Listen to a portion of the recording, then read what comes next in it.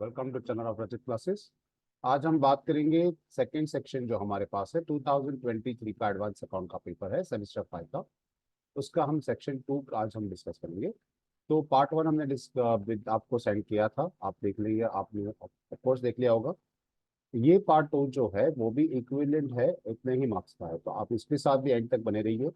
In future हम GST का भी पेपर ले आएंगे और नेक्स्ट सेमेस्टर के अंदर हम जो भी हमारे सब्जेक्ट है, फाइनेंशियल रिपोर्टिंग है वगैरह, सब सारे पेपर्स का भी सॉल्यूशन होगा आपके पास अवेलेबल।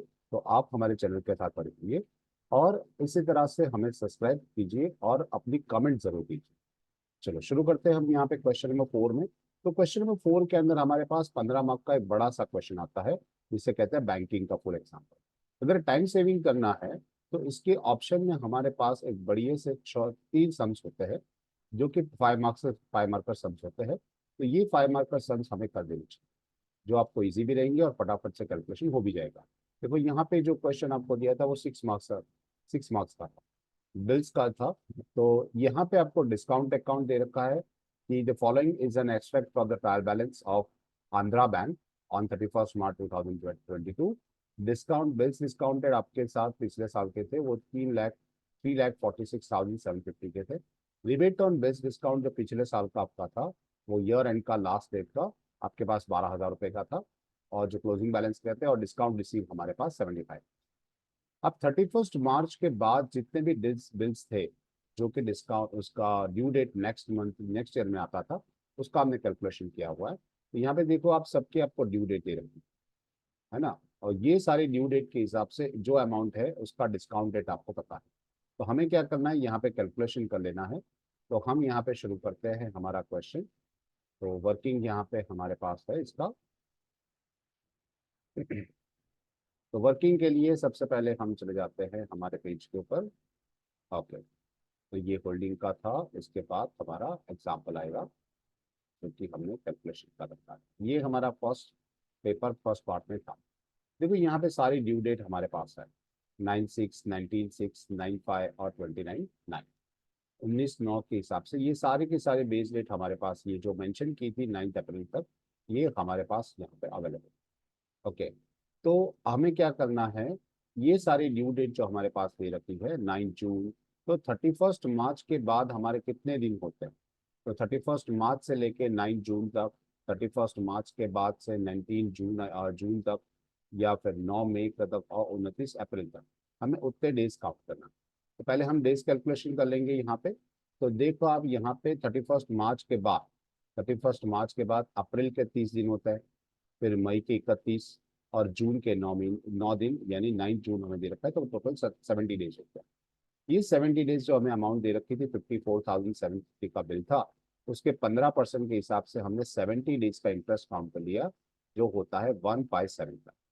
इसी तरह से हमने 19/6 दे रखी है, तो 31 मार्च के बाद अप्रैल महीने के 30 दिन, मई महीने के 31 दिन, और जून के 19 दिन, कुल मिला के 80 दिन हो गए। उसका 73,000 था, उसका 15% रेट ऑफ डिस्काउंट दे दिया था, तो 80 दिन का हमने काउंट किया 24। इसी तरह से 9/5 दे रखा था, तो 9/5 यहाँ पे, तो हमारे पास यहाँ पे ये हो गया अप्रैल महीने का, और ये हो गया मई, यानी 930 + 9 दैट इज 39। ओके, और उसका अमाउंट दे रखा था 91,250। उसका 16% रेट ऑफ इंटरेस्ट मेंशन किया था, आप क्वेश्चन पेपर में देख लो। यहाँ पे 91,250 था, और लास्ट के जो दो बिल थे उसमें 16% इंटरेस्ट था। उसके हिसाब से हमें क्या किया, यहाँ पे 16% के हिसाब से इंटरेस्ट चार्ज कर लिया। तो 39 डेज के हिसाब से हमारा हो रहा है 141560। यहाँ पे 29/9 नहीं है, 29 अप्रैल यानी कि 4 है। ओके, तो हमारा सिर्फ मार्च के बाद सिर्फ 29 दिन हो गए अप्रैल मंथ के। तो ये 1,27,500 के हिसाब से हमने 16% के हिसाब से 29 दिन का, यानी 29 डेज का इंटरेस्ट मांगा। तो ये जो इंटरेस्ट आया 1575, 2400, 1560 और 1625, ये सारा इंटरेस्ट जो हमारे पास था, इसका हमने टोटल कर लिया, है ना। तो टोटल किया तो हमारे पास अमाउंट बन जाता था 715। ये हमारे नेक्स्ट ईयर का है, यानी इस साल हमें हमारे पास बिल्स आए थे, हमने डिस्काउंट कर लिया, लेकिन ये बिल हमारे नेक्स्ट ईयर के अंदर जनरेट होंगे, तो हमें नेक्स्ट ईयर का इसका इंटरेस्ट काउंट करना पड़ेगा, राइट। तो हमने ये सारा इंटरेस्ट के हिसाब से हमें जर्नल डेट देनी पड़ेगी। तो पिछले साल का जो हमारे पास क्लोजिंग था, जो कि हमें क्वेश्चन में दे रखा था कि 12,000 रुपए रिबेट और बेस डिस्काउंटेड का था पिछले साल का क्लोजिंग, जो कि हमारी करंट ईयर की इनकम थी।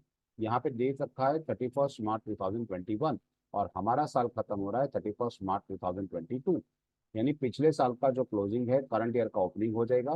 तो ये 12,000 रुपए हम करंट ईयर की इनकम में लेंगे। तो rebate on base discounted account close करके हम डिस्काउंट अकाउंट में डाल देंगे। तो एंट्री आएगी rebate on base discount account debit, okay, to, हम क्या कर देंगे, डिस्काउंट अकाउंट। तो 12,000 रुपए से हमने इसका एंट्री दे दिया। यहाँ पे लिखा हुआ है that is closing balance of previous year is carry forward to the this year. अच्छा, करंट ईयर का जो है डिस्काउंट अकाउंट की बात करें, तो करंट ईयर का जो डिस्काउंट अकाउंट आपका बनता है, वो जो हमने अभी अभी काउंट किया है 7159, ये 7159, तो ये जो हम नेक्स्ट ईयर के लिए हो जाएगा। तो हमने ये क्या कर दिया, इसका रिवर्स एंट्री दे दिया, bank account debit to rebate on bills discounted account, क्योंकि ये करंट ईयर का है। नीचे लिखा हुआ है current year received in advance is carry forward to the next year. अच्छा, तो करंट ईयर के प्रॉफिट एंड लॉस अकाउंट में कितना अमाउंट जाएगा, तो वो भी हमें काउंट करना पड़ेगा। तो उसके लिए हमें एंट्री देनी पड़ेगी यहाँ पे discount account to profit and loss. Okay, तो इसके लिए क्या करना पड़ेगा, हमें अमाउंट चाहिए, तो अमाउंट के लिए हमें डिस्काउंट अकाउंट बनाना पड़ेगा। देखो, यहाँ पे क्वेश्चन में हमारे पास था कि हमने 75,000 डिस्काउंट रिसीव किया हुआ, तो वो तो हमारी इनकम होगी।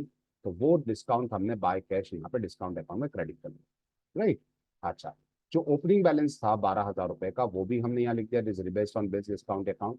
आप एंट्री से भी कर सकते हो, यहाँ पे देखो आप डिस्काउंट अकाउंट क्या है, क्रेडिट है, तो हमने डिस्काउंट अकाउंट में क्रेडिट कर दिया 12,000। यहाँ पे डिस्काउंट अकाउंट सेकंड एंट्री में क्या लिखा हुआ है, डेबिट 7159, तो हमने यहाँ पे लिख दिया to rebate on base discount 7159। अब जाके हमने कर दिया टोटल 87,000, और यहाँ पे हो गया 87,000। डिफरेंस अमाउंट जो हमारे पास मिला वो था 79,845। तो ये हम करंट ईयर का प्रॉफिट में लिखेंगे। इसके हिसाब से हमने एंट्री कर दी कि discount account debit to profit and loss account. तो ये हो गया discount account debit to profit and loss account 79,840। बहुत छोटा सा और एक इजी सम है जिसको आप इजीली कर सकते हो। बीइंग में लिखा हुआ है discount received after are transfer to the profit and loss account. Current year का जो इनकम है वो हमने प्रॉफिट एंड लॉस अकाउंट में डाल दिया। ये इतना सा आपको कैलकुलेशन करना है, आपके पास आंसर आ जाए। सेकंड जो उसके बाद क्वेश्चन है हमारे पास, वो क्वेश्चन कुछ इस तरह से है। ये बी क्वेश्चन पूछा गया था कि following are the details about the borrower who has not paid the interest since for one time. एक दिन तक उनको इंटरेस्ट पे करना था, लेकिन उन्होंने इंटरेस्ट नहीं पे किया। अगर इंटरेस्ट नहीं पे किया है तो इसका मतलब ये डाउटफुल हो जाएगा, राइट। ये क्या होता है, एक टर्म लोन वगैरह होता है जो बैंक से दी होती है अपने क्लाइंट्स को, यानी कि जो भी हमारे पास आते हैं उनको हमने लोन वगैरह सब दिया होता है। तो ये लोन दे रखा था, एक था हमारे पास टर्म लोन जो कि यहाँ पे लिखा हुआ था, और ये था एक्सपोर्ट लोन। एक्सपोर्ट, हमने किसी को एक्सपोर्ट के लिए लोन दिया। हमने लोन दिया था, बैलेंस 95 लैक्स का टर्म लोन था और 60 लैक्स का एक्सपोर्ट लोन था। अब उन्होंने सिक्योरिटी जो रखी थी वो कम रखी थी, 40 लैक्स की और 35 लैक्स। जनरली क्या होता है कि जितना भी आप लोन देते हो उससे ज्यादा आपकी सिक्योरिटी लेते हो। यहाँ पे इंडस्ट्रीज में थोड़ा बहुत ऐसा चलता है कि कभी कभार कम अमाउंट की सिक्योरिटी मिल जाती है। ये 40 लाख और 30 लाख का आपकी सिक्योरिटी थी। अब आज की डेट में अगर हम बेचन जाएंगे तो इसका 40 लाख का 30 लाख मिल रहा है, रियलाइजेबल वैल्यू ऑफ सिक्योरिटी, और 35 लाख का सिर्फ 20 लाख मिल रहा है। तो हमारा ड्यू तो काफी ज्यादा था। तो हमें क्या करना पड़ेगा, एज पर गवर्नमेंट रूल बैंकिंग सेक्टर्स में डीआईसीजीसी और ईसीजीसी कवर करना पड़ता है। ये गवर्नमेंट आपको देता है, तो आपको कितना प्रोविजन लगना है यहाँ पे कैलकुलेट किया है कि necessary compute the necessary provision for bad debts. Bad debts के लिए आपको प्रोविजन क्रिएट करना है, तो कितना करोगे।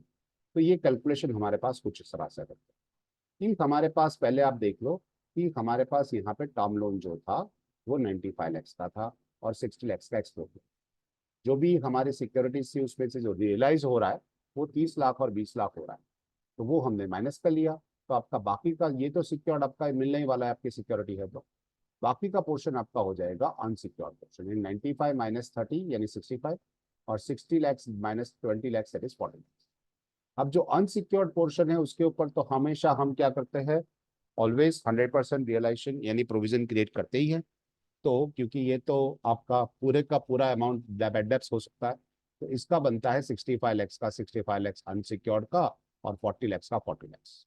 अब जो सिक्योर्ड है और वो भी मोर देन 3 इयर्स है। आप देख सकते हैं यहाँ पे क्वेश्चन दे रखा था 2018 से 22 आपके पैसे बाकी थे, और अभी चल रहा है 31 मार्च 2022। यानी 3 साल से ज्यादा, 3 साल हो गए, 18, 19, 20, 21 और 22, ऑलमोस्ट 5 ईयर्स होने लगे। तो ये इतने सारे हैं, तो मोर देन 3 ईयर्स है, तो हमें सिक्योर्ड पोर्शन के ऊपर भी क्या करना पड़ता है, 100% सिक्योरिटी क्रिएट करनी पड़ती है। तो ये 30 lakhs जो हमारा सिक्योरिटी वैल्यू था, ओके, रियलाइजेबल वैल्यू, उसका भी हमने क्रिएट कर लिया सिक्योर्ड पोर्शन का। और यहाँ पे भी 20 lakhs का जो आपका सिक्योर्ड पोर्शन था उसका भी हमने कर लिया 20 lakhs। तो कुल मिला के आपका 65 और 30 दैट इज 95 lakhs आपका टोटल प्रोविजन बनता। अब बोला है गवर्नमेंट ने हमें इंश्योरेंस दे रखा है कि आपने DICGC कवर ले रखा है 40%। तो हमें 40% की तो चिंता नहीं है, गवर्नमेंट हमें दे देगी, ओके, कवर करके हमें RBI प्रोवाइड कर लेगी। तो ये 95 lakhs जो हमारे पास था, वो 95 lakhs का 40% हमने यानी कि 38 lakhs ECGC कवर है, ये तो आपको RBI दे देगी। चलो बाकी का पैसा, तो बाकी का पैसा 95 में से 38 lakhs निकाल लिया, तो 57 lakhs का प्रोविजन आपको खुद क्रिएट करना है। ओके, तो ये ECGC कवर के हिसाब से आपको क्या करना है, आपका खुद का provision for bad debts create करना पड़ेगा। इसके अंदर बात करें एक्सपोर्ट लोन के बारे में, तो एक्सपोर्ट का 40 और 20 मिला के हो जाता है 60 लाख। 60 लाख के ऊपर ECGC कवर या फिर DICGC कवर इन्होंने दे रखा है 50%। ओके, तो 50% करना पड़ता है। यहाँ पे उल्टा लिख दिया है, ये एक्सपोर्ट के अंदर ECGC कवर होता है, राइट। तो यहाँ पे आ जाएगा ECGC कवर ई, ओके, और ऊपर आ जाता है DICGC cover, that is domestic, और डोमेस्टिक के अंदर आपको DICGC कवर मिल जाता है टर्म लोन के अंदर। तो ये ECGC कवर 50% के हिसाब से 60 लाख का आपका प्रोविजन था, उसके से अंदर 30 लाख का आपको मिल गया। तो बाकी का 30 लाख तो गवर्नमेंट देगी, तो बाकी का 30 लाख तो आपको क्रिएट करना पड़ेगा प्रोविजन फॉर बैड डेब्ट्स। हमें सिर्फ इतना ही कैलकुलेट करके इसमें देना था कि आपको कितना प्रोविजन क्रिएट करना है। तो ये जो 30 lakhs एंड 57 जो प्रोविजन रिक्वायर्ड है, वो आपका आंसर हो जाएगा। तो हमने ये कर दिया, राइट। इसको अंडरलाइन करोगे तो ज्यादा समझ में आएगा। ओके, चलो ये हो गया हमारा सेकंड क्वेश्चन। नेक्स्ट क्वेश्चन हमारे पास है, the capital funds of the tyre 1 and tyre 2 of the XB bank on 31st March was 86,800 lakhs and 925 lakhs our respective. यानी टायर 1 का जो था वो आपका था 86,800 और टायर 2 का था 925 lakhs respectively. While the risk adjustment assets are 7,40,000, 7,40,000 lakhs, and the balance sheet items are 3,38,350 lakhs. आपको करना है कैपिटल एडेक्वेंसी रेशियो, ओके, आपको कमेंट भी देना है, that is if the expected ratio is 9%। तो आपका कैपिटल एडेक्वेंसी, आपके पास एडेक्वेट कैपिटल है कि नहीं है वो कैलकुलेट करना पड़ता है। और अगर मार्केट के अंदर एक्सपेक्टेड रेशियो 9% है तो क्या होगा। तो हम पहले कैपिटल एडेक्वेंसी रेशियो निकाल देते हैं। तो हमने कैपिटल एडेक्वेंसी रेशियो का फॉर्मूला है capital fund it's called tier 1 और tier 2 divided by risk weighted assets और off balance sheet items. Divide करने के बाद इनटू 100 कर लेंगे तो हमें परसेंटेज में अमाउंट मिलेगा। अच्छा देखो, क्वेश्चन के अंदर हमें दे रखा था टायर 1 का जो था 86,800 और टायर 2 का 925, इन दोनों को प्लस कर लेंगे। और रिस्क एडजस्टमेंट एसेट 7,40,000 जो आपको हम यहाँ पे डिनोमिनेटर्स में लिखेंगे, और उसके साथ ऑफ बैलेंस शीट आइटम्स भी हम लिख लेंगे 338,350। तो हमने ये सारा इसमें लिख लिया कि न्यूनोमीटर और डिनोमिनेटर दोनों में अमाउंट लिख दिया। तो हमारे पास आया 87,725 इन दोनों का एडिशन करके, और ये हो गया 7,40,000 प्लस 3,38,350 यानी 10,78,350। 87,725 डिवाइडेड बाय 10,78,350 इंटू 100 या फिर परसेंटेज की साइन कर लो, तो आपका रिटर्न आता है 8.40 विच इज लेस देन आपका मार्केट जो रिटर्न है। यहाँ पे आपका कैपिटल एडेक्वेंसी रेशियो जो है गिवन, अगर एक्सपेक्टेड 9% है तो उससे कम। सो भैया ये बैंक डूबने वाली है, इसके अंदर कैपिटल फंड्स काफी कम, 9% के जितना तो होना ही चाहिए। तो ये नीड मोर एडेक्वेट यानी more capital funds required. Okay, ये इसका कमेंट्स में लिखना जरूरी है। अगर आप कमेंट्स नहीं भी लिखते तो 1 मार्क कट जाएगा आपका। 3 मार्क का क्वेश्चन, आपको सिर्फ एक फॉर्मूला अप्लाई करनी है और इसका आंसर आपको मिल जाएगा। अच्छा, ये 3 क्वेश्चन हमें पूछे थे। अच्छा, अब बात करते हैं नेक्स्ट क्वेश्चन की, दैट इज क्वेश्चन नंबर 5। तो क्वेश्चन नंबर 5 हमारा कुछ इस तरह से, उसमें 2 तरह के क्वेश्चन होते हैं, एक लाइफ इंश्योरेंस होता है, एक होता है जनरल इंश्योरेंस। ये देखो, प्रिपेयर रेवेन्यू अकाउंट के अंदर फायर, कार्गो एंड एक्सीडेंट यानी ये की ये क्वेश्चन हो गया हमारा जनरल इंश्योरेंस का। अब हम करेंगे लाइफ इंश्योरेंस का एग्जाम्पल, जो काफी इजी होता है कंपैरेटिवली। तो हमने यहाँ पे इसके और में हमारे पास क्वेश्चन मिल जाता है कि लाइफ इंश्योरेंस में देखो यहाँ पे लिखा हुआ है, that is the following is a balance sheet taken of the books of life insurance company on 31 मार्च 2022। तो हमें क्या करना है, ये सारे के सारे एक्सपेंसेस को स्क्रूटिनाइज करना है। हमारे पास यहाँ पे अलग अलग तरह के पार्टीशन है।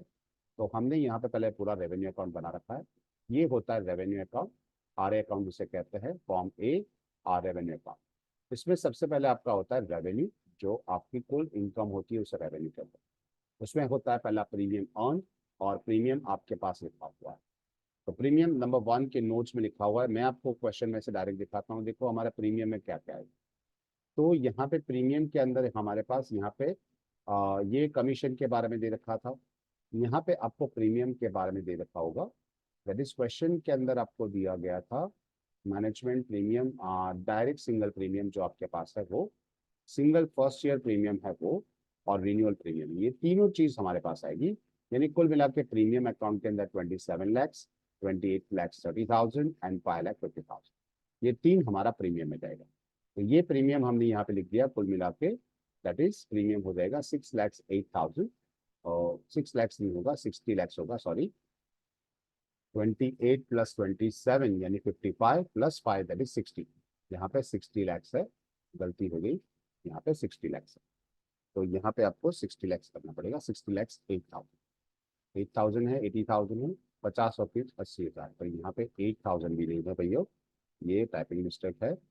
आप ध्यान रखना एग्जाम में ऐसी टाइपिंग मिस्टेक आपकी भी हो सकती है। तो ये हो गया 60 lakhs 80,000। ओके, अब बात करते हैं आगे के बारे में। तो री इंश्योरेंस सीडेड और री इंश्योरेंस एक्सेप्टेड, आपको पता ही होगा कि री इंश्योरेंस एक्सेप्टेड हमें प्लस होता है, री इंश्योरेंस एक्सेप्टेड और सीडेड माइनस होता है। यहाँ 18,90,000 री इंश्योरेंस एक्सेप्टेड है, तो कि प्लस करेंगे, और 14,05,000 आपका री इंश्योरेंस सीडेड है, तो वो माइनस कर लेंगे। ये प्रीमियम का ही होता है, तो हमने लिख लिया दोनों। अब इनकम फ्रॉम इन्वेस्टमेंट, इसमें होता है interest, dividend and rent income, जो कि हमारे पास क्वेश्चन में दी गई होगी। अगर यहाँ पे देखें तो रेंट आपको जो इनकम दे रखी है, इसके अंदर इनकम में आपको मेंशन किया होगा कि किस तरह से इनकम है। ये आपको दे रखा है यहाँ पे इंटरेस्ट रिसीव्ड और dividend received, that is 1,80,000 plus आपका 70,000। ओके, ये दोनों आपकी एक इनकम हो गई। तो ये दोनों इनकम आपको देनी है। इसके सिवा ये दोनों को प्लस कर लेंगे तो आपका मिल जाएगा, और रेंट इनकम भी है आपके पास, तो यहाँ रेंट भी दिखा रखा है, तो रेंट आपका एक इनकम में होगा, जो कि क्वेश्चन में मेंशन किया हो गया। आपको ये तीनों आपको दे रहे हैं, तीनों इनकम आपको यहाँ पे मेंशन कर देना। तो यहाँ पे आप जो भी प्रीमियम आपको मिल रहा है, ये सारी की सारी आपको यहाँ पे मेंशन कर देनी है। प्रीमियम मुझे अभी दिखाई नहीं रहा है, सॉरी। तो यहाँ पे हमने क्या लिया है, एक तो ले रखा है इंटरेस्ट, एक होता है डिविडेंड, ये दोनों हमारी इनकम में आएगी 1,80,000 + 70,000। और ये टीडीएस के बाद है, तो उसको हमने क्रॉस कर लिया है, तो ये हो जाएगा आपका 2,61,000, है ना। ये वर्किंग में हमने यहाँ पे कैलकुलेशन करा है, कैलकुलेशन को देख लेते हैं। जो आपके पास होता है सेकेंड पोर्शन के अंदर, प्रीमियम नोट्स के अंदर यहाँ पे नहीं मेंशन किया है। ओके, ये आपका इनकम हो गया। उसके बाद profit and sale of redemption of investments, आपको देखो यहाँ पे इन्वेस्टमेंट अगर आपने सेल किया है, तो वो भी आपका profit and loss redemption of investment यहाँ पे मेंशन किया गया हो।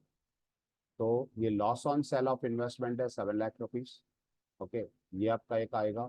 और प्रॉफिट ऑन रिडम्पशन भी होगा आपके पास, तो प्रॉफिट ऑन रिडम्पशन भी है, profit on sale of investment, ये 9,50,000, तो ये भी हमें यहाँ पे लेना होगा। तो दोनों हमने लिखा है कि दैट इज 9,50,000 प्रॉफिट है, और 7 लाख आपका लॉस है। कोई ट्रांसफर गेन वगैरह नहीं है, तो कुल मिला के आपके पास हो जाएगा 70 लाख। इन सब का आपने टोटल कर लिया, री इंश्योरेंस सीधे से माइनस हो जाएगा, तो आपके पास हो गया 70,76,000। अब बात आता है कमीशन का। तो कमीशन के अंदर हमारे पास यहाँ पे कमीशन आपको डायरेक्टली दे रखा है, that is direct commission, single commission, first year और रिन्यूअल कमीशन। ये सबका टोटल करेंगे 7,50,000, 4,20,000, 1,20,000। और इसके अंदर हम क्या करेंगे, री इंश्योरेंस सीडेड और एक्सेप्टेड भी दे रखा है, तो ये री इंश्योरेंस सीडेड और एक्सेप्टेड हम प्लस माइनस कर लेते हैं। तो ये हो गया आपके पास, री इंश्योरेंस एक्सेप्टेड प्लस हो जाता है और सीडेड माइनस कर देते हैं। वर्किंग हमने पूरा बनाया हुआ है। ये होगा आपका 14,40,000। वर्किंग देख लेते हैं, वर्किंग में किस तरह से है। तो हमने यहाँ पे बैलेंस शीट के नीचे कमीशन का रखा है, दैट इज डायरेक्ट आपका single year, first year, renewal, री इंश्योरेंस एक्सेप्टेड 3,50,000 प्लस, और री इंश्योरेंस एक्सेप्टेड 2,30,000 माइनस। पेज खत्म हो गया तो टोटल नीचे चला गया है, तो टोटल हो गया 14,40,000। ओके, ये हो गया आपका कमीशन का पॉइंट। तो कमीशन खत्म हो गया, यानी सेकंड पोर्शन जो हमारा फॉर्मेट है, आपको ये फॉर्मेट लर्न करना है, पूरा फॉर्मेट लिखना है। अब बात आती है operating expenses related to insurance basis. तो यहाँ पे जितने भी ऑपरेटिंग एक्सपेंसेस है, देख सकते हो आप, एक होता है आपके पास, आपने एडवर्टाइजमेंट किया है 66,200, ऑडिटर को पेमेंट किया है, ये आपका खर्चा हो जाएगा, राइट। फिर यहाँ पे आपको और एक खर्चा जो है यहाँ पे आपको लिख के दे रखा है, that is consider depreciation 4,000। Okay, उसके बाद आपको यहाँ पे देखा जाए तो ये रिपेयर्स है, रेंट्स है, और training expenses, travelling expenses, employer remuneration, ये सारी की सारी चीज़ें आपके एक्सपेंस में जाएगी। ओके, इसके सिवाय यहाँ पे मैनेजमेंट एक्सपेंस भी दे रखा है। ओके, तो मैनेजमेंट एक्सपेंस भी हम ले लेंगे। ओके, प्रिंटिंग स्टेशनरी 27,500 दे रखा है, वो भी ले लेंगे। और एक मैनेजमेंट एक्सपेंस के नीचे नीचे हमारे पास एक यहाँ पे पॉइंट था, सॉरी हम बताना रह गया यहाँ पे, कि आउटस्टैंडिंग मैनेजमेंट एक्सपेंसेस 6,000, वो भी हम ऐड कर देंगे। तो ये सारे के सारे हमने यहाँ पे provision for bad debts schedule number 3 में ऑपरेटिंग एक्सपेंस में मेंशन किए हुए, आपको दिखा देते हैं कि क्या क्या किस तरह से ऑपरेटिंग एक्सपेंस। ये हो गया advertisement, auditors fee, depreciation, legal fees, management expenses हमने प्लस करके लिखा है, printing, rent and taxes, okay, repairs, training expenses, travelling expenses, employer remuneration, ये सारे के सारे खर्चे हो गए 3,81,100। तो ये सारे के सारे एक्सपेंस हमने क्या कर दिया है, यहाँ मेंशन कर दिया है 3,81,800, सॉरी 3,85,000। यहाँ पे आपको प्रोविजन फॉर डाउटफुल डेब्ट्स है, वो भी क्वेश्चन के अंदर मेंशन किया है कि आपने प्रोविजन फॉर टैक्सेशन यहाँ पे मेंशन है, प्रोविजन फॉर बैड डेब्ट्स है। तो ये यहाँ पे आपको क्वेश्चन में मेंशन किया था। एक है आपके पास provision for bad and doubtful debts 10,000, okay, provision for devaluation 25,000, और ये जो आपके पास है प्रोविजन फॉर टैक्सेशन 1,10,000। ओके, तो ये सारे के सारा जो हमारा प्रोविजंस था, वो सारे के सारे प्रोविजंस हमने यहाँ पे मेंशन किए थे। तो ये सारे के सारे प्रोविजंस हमने अलग अलग से लिखा हुआ है। ये provision for doubtful debts 10,000, bad debts return of है 5,000 क्वेश्चन के अंदर, प्रोविजन फॉर टैक्सेशन 1,10,000, और diminishing of value of investment 25,000 भी दे रखा है, वो भी हमने लिख दिया। अदर्स में कुछ नहीं है। तो कुल मिला के हमारा 14,40,000, 3,81,100, 10,000, 5,000, 1,10,000, 25,000, इसका टोटल हो गया टोटल बी, दैट इज 19,75,100। ये इंश्योरेंस रिलेटेड बिजनेस का होता। अब बात करते हैं बेनिफिट्स पे की। तो बेनिफिट्स जो उन्होंने पे किए हैं, जो क्लेम वगैरह होता है, तो एन्युटीज पे कर दी है 35,000। ओके, डायरेक्ट क्लेम था बाय डेथ, तो और बाय मैच्योरिटी 7,50,000, 2,90,000, री इंश्योरेंस एक्सेप्टेड, री insurance seeded, okay, bye death और मैच्योरिटी, ये सारी की सारी कैलकुलेशन आएगी। तो ये के सारे खर्चे हमने यहाँ पे कैलकुलेशन बेनिफिट्स पेड में नीचे मेंशन किए। आप देख सकते हो बेनिफिट्स पेड हमने यहाँ पे लिखा है, that is annuities paid, direct claim by death और maturity, reinsurance accepted by death and maturity, और ये सीडेड वगैरह, और कंसिडरेशन फॉर एन्युटीज है। एन्युटीज पेड यहाँ पे है हमारे पास, तो एन्युटीज पेड हमने यहाँ पे लिखा था 35,000, वो अमाउंट शायद हमने यहाँ पे लिखना टाइप करना रह गया है, तो हम कर देते हैं 35,000। ओके, टोटल काउंटिंग में किया था, तो ये हो गया हमारा 11,09,000। तो ये 11,09,000, ये याद रखना, री इंश्योरेंस सीडेड होता है वो माइनस कर देते हैं। ओके, तो 11,09,000 आपका बेनिफिट्स पेड हो गया, तो वो बेनिफिट्स पेड भी हमने यहाँ पे लिख दिया है। यहाँ पे बेनिफिट्स पेड, इंटरिम बोनस जो आपके पास था, क्वेश्चन में दिया ही गया था, वो भी लिख दिया है। Change in valuation of liability जो था, जो आपको एडजस्टमेंट में दिया रहता है कि चेंज इन वैल्यूएशन आपकी जो कंपनी की नेट लायबिलिटी जो पिछले साल थी वो 12 लाख की थी, इस साल है वो 13 लाख, तो 1 लाख की लायबिलिटी बढ़ गई, तो आपका एक्सपेंस बढ़ जाएगा। तो ये हमने यहाँ पे लिखा हुआ है, that is change in valuation of liability. ये हो गया आपका टोटल सी, यानी बेनिफिट्स पेड, इंटरिम बोनस और चेंज इन लायबिलिटी, आपका हो गया 12,52,000। ओके, ये 12,52,000 आपके पास आ गया। अब आपको टोटल एज, आपकी कुल टोटल इनकम है 70,76,000, उसमें से आपको टोटल बी या और टोटल सी दोनों माइनस कर देना है, that is A minus B minus C. आपको 38,49,900 ये आपका रेवेन्यू अकाउंट हो गया, जो कि इंश्योरेंस बेसिस का प्रॉफिट कहलाता है। इसका डिस्ट्रीब्यूशन जो होता है वो अदर रिजर्व्स में होता है, उसके शेयर होल्डर्स में डिवाइड किया जाता है, और बाकी का ट्रांसफर टू पीएल अकाउंट या फिर बैलेंस शीट। तो ये हमें यहाँ पे बोला नहीं गया कि किस तरह से इसमें अप्रोप्रिएशन में किस तरह से एंट्री आने वाली है। हमें सिर्फ ऐसा बोला था कि आपको सिर्फ रेवेन्यू अकाउंट जनरेट करना, इंश्योरेंस बिजनेस में रेवेन्यू अकाउंट बनाना था। 15 मार्क का बढ़िया सा सम है, प्रॉपर अगर आप इस बार फॉर्मेट लर्न कर देते हो तो अच्छे से ये आंसर आपको आ जाएगा। तो आशा है आपको पूरा क्वेश्चन पेपर समझ में आया होगा। जैसा भी लगा हो आप हमें कमेंट में ज़रूर बताइए, और हमारे चैनल के साथ बने रहिए। एमएसयू के अंदर बहुत ज़रूरत पड़ने वाली है ऐसे लास्ट ईयर पेपर्स की। और हाँ, मटेरियल्स भी आपको प्रोवाइड किए जाएंगे। हमारा व्हाट्सएप ग्रुप है, उसका लिंक भी नीचे दिया गया होगा, आप उसमें से अपना हमारे व्हाट्सएप ग्रुप में भी ज्वाइन हो सकते हैं, आपके डाउट्स भी सॉल्विंग कर सकते हैं। तो all the best for your exams, मिलते हैं नेक्स्ट पेपर के अंदर। Have a good day.